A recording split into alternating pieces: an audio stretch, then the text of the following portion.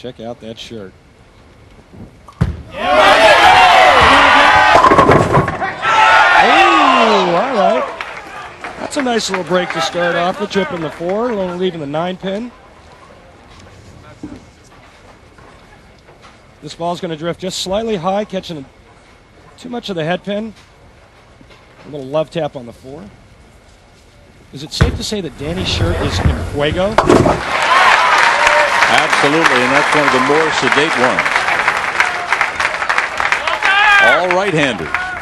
Now the man that's 42 years of age, the right-hander out of Ocala, Florida. Wife Paige is here again. 3 straight weeks he's made the TV show.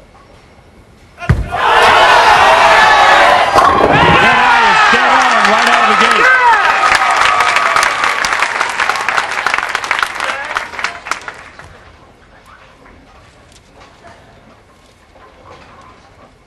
Said the key to getting through the round of 32, then 16, and the round of 8, bowl well, got some breaks, and is throwing the ball a little bit firmer, a little bit harder, at least in the qualifying. Huh? Yeah, he said he had to speed up this week. Anytime you throw the ball faster, the ball's going to go straighter. We saw Dave Traber do it in our first match. Walter's using a page right out of Dave's book.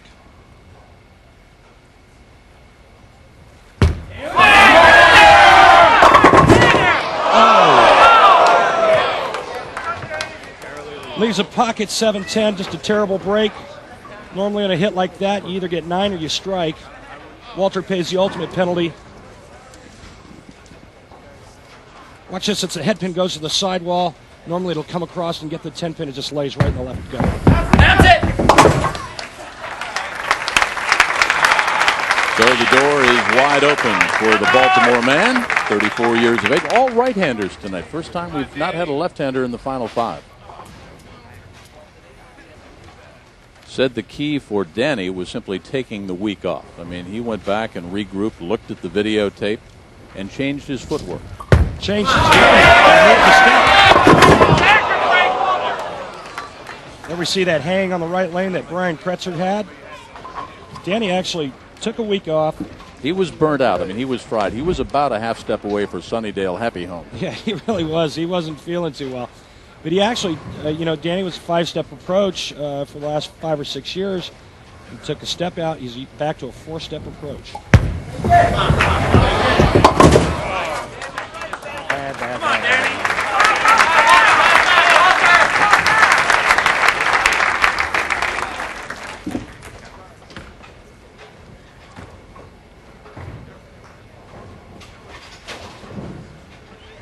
You like to say, feet don't fail me now. You got a bowling shoe and a sneaker. Yeah, he's got a problem with the big toe on his right foot. He's using There's the action Danny was looking for. Part of the reason why he went to 4 steps is it helps his hand rotate around the ball a lot easier, creating more back end. And obviously, when you have back end, you have pin action.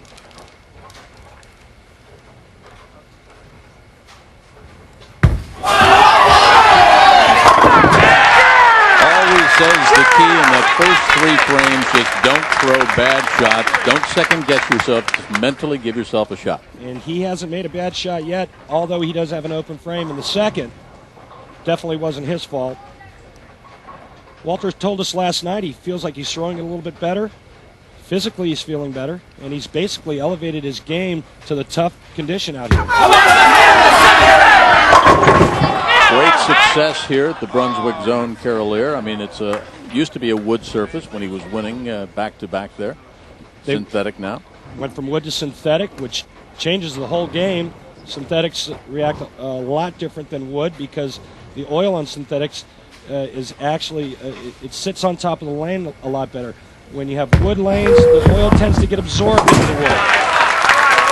The surface with synthetics is a much better, much fresher surface. Danny, spare, open, strike.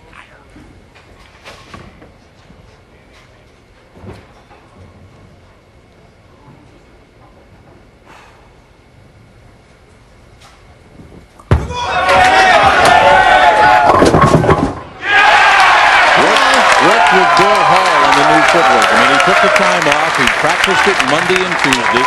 Then Wednesday, practiced it, took a videotape, overnighted it, sent it to Bill for comment. Sent it to Billy Hall, got his reaction, worked on it the next couple of days.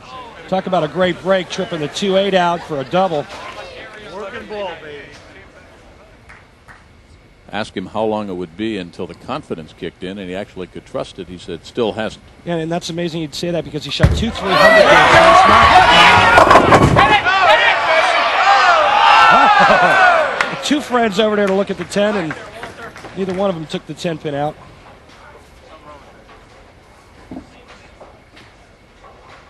Here we see it again. The head pin goes to the sideboard, the sidewall. There's one trying to lean on it. The head pin just sitting there spinning around.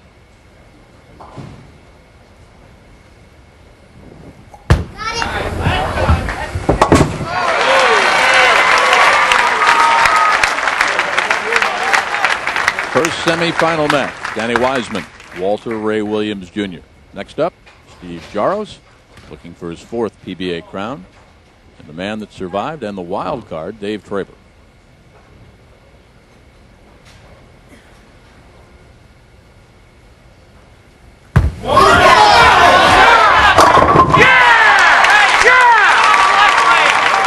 He was kidding us last night. I mean, for the last 3 weeks, he says, yep, I'm the old man falling apart. I mean, he's had the bad knee, the bad neck, but the update, the medical update, just a twinge every now and again in the neck, and he's been doing, supposed to do some knee exercises, but I don't think he's been doing them religiously. Well, yeah, Walter was on the injured reserve. Now he's like the rest of us. He's day to day.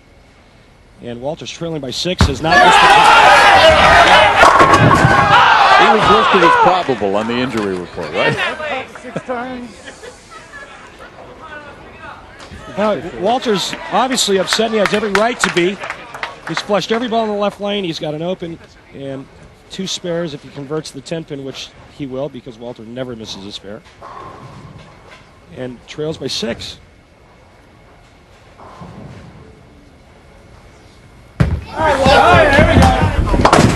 Talk to him about the crowds like we've got here at the Johnny Petraglia Open. Like we've had the last month or so. He said it's fun. All the bowlers get pumped up. You feed off them. Hard not to.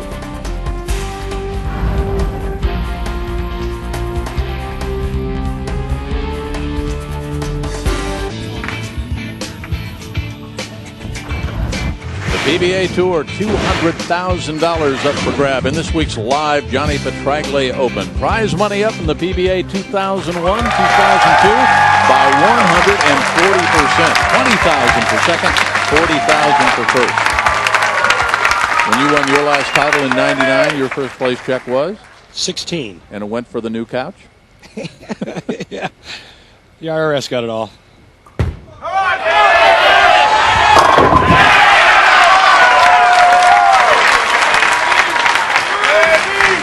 Later tonight, Linda Cohn, Reese Davis bring you all the day's highlights. Of course, across the Lincoln Tunnel, over there at Yankee Stadium, the World Series in action. And what a night at Madison Square Garden. MJ, Michael Jordan returns. All that and more, plus highlights of our Johnny Petraglia Open on SportsCenter. His airness back in action tonight. Reunited with his old coach, Doug Collins. Danny's on fire, just like that joke. Welcome the crowd.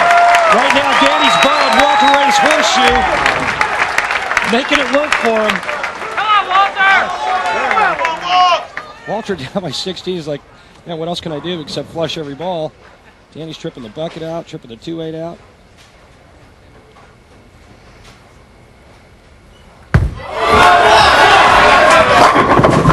Oh, man.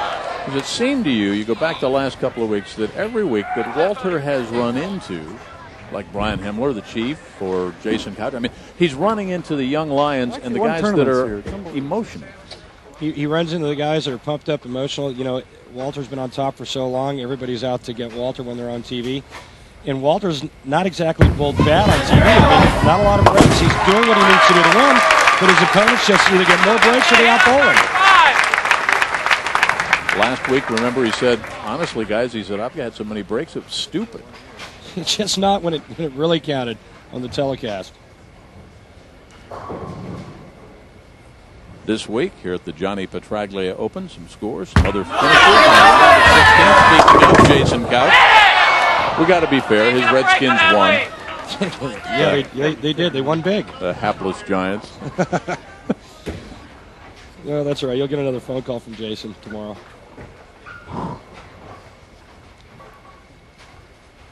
Likes to bowl quickly, Walter does, doesn't he? Yeah. Get up and go. A lot of the guys are way too slow. Down by 18.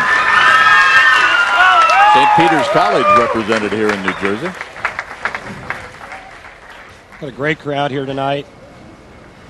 Great bowling fans here in New Jersey.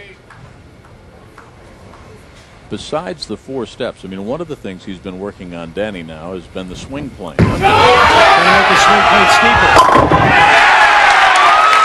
Get it steeper in the downswing, which creates more rotation at the point of release.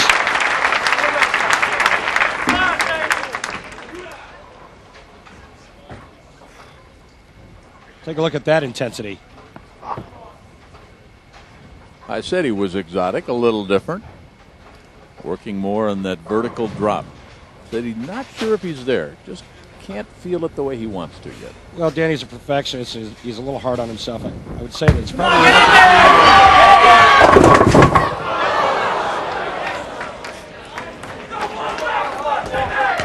Pretty good, though, after taking the week off. But he needed that break. I mean, he was mentally baked.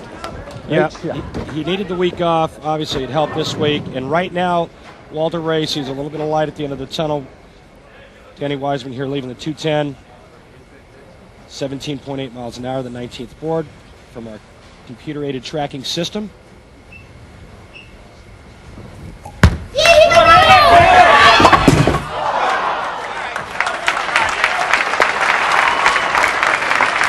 Also added a couple of tattoos, which you cannot see. If he wins, he'll show them to you. Yeah. Okay, here's the situation. Right now, Walter Ray Williams Jr. strikes the 9th and 10th frame. He will shoot 206. Danny Wiseman going at a 200 pace.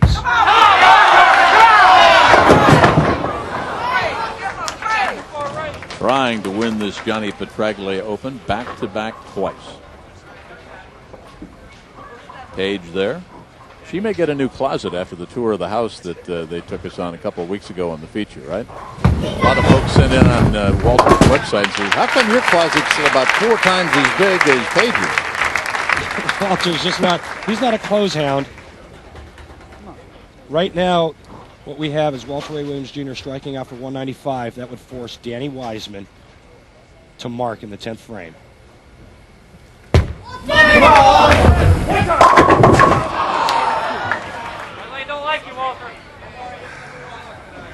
Did you hear Walter say he can't believe it? Could have won by 30 or 40.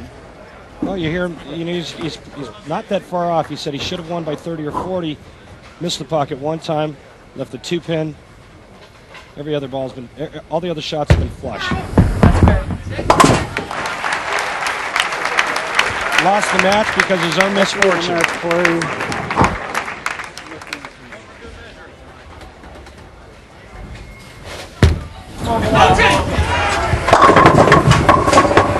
course, that's going to fall. Of course, has to. It's the full shot. Only 5 pins Danny Wiseman needs to advance and keep this crowd on their feet.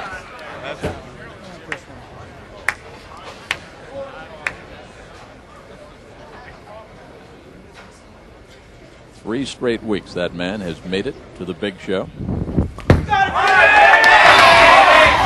after a week off, Danny Wiseman into the championship match with a chance at $40,000. Everybody's going to take a week off now. Or get a sports psychologist like Chris Barnes has done. Traber, Jaros, when we come back live to New Brunswick.